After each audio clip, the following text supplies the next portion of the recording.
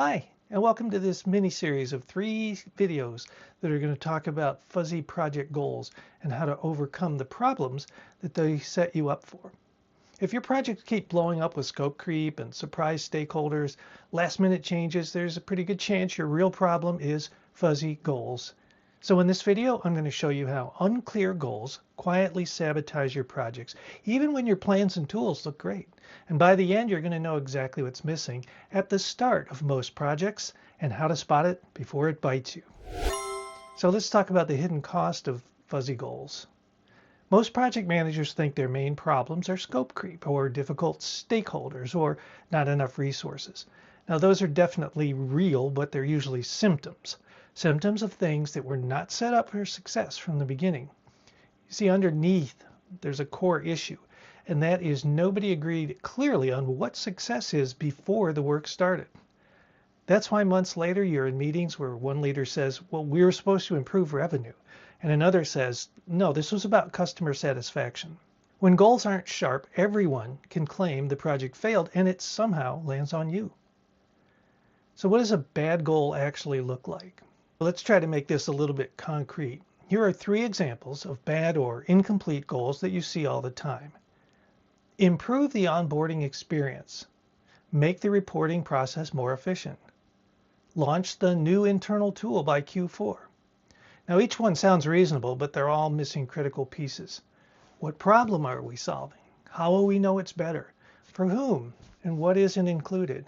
If you can't answer those questions, you don't have a project goal. It's more like a wish. So what's the simple definition of a good project goal? Well, here's a simple definition you can use. A good project goal is a clearly defined problem, a specific outcome, and a way you'll know that you hit it. The definition of done. For example, instead of saying improve onboarding, you might say reduce the average time for new customers to activate from 7 days to 3 days by the end of Q3 without increasing support tickets. So now we know the problem, that onboarding is slow, and we know the outcome, 3-day activation. We know how we'll measure it, activation time and support tickets. So why don't PMs push for better goals? Well, if you don't insist on this level of clarity, there might be a few common reasons. First, PMs feel junior and don't want to challenge senior stakeholders. Second, everyone is in a hurry, so the project kicks off with, well, we'll define it as we go. We'll refine it further if we need to. And that rarely happens. And third, nobody taught them how to turn vague ideas into concrete goals, so they don't have the language or the questions ready. Now, if that's you, there is nothing wrong with you. You've just never seen the surgery done, and that's what this mini-series is for.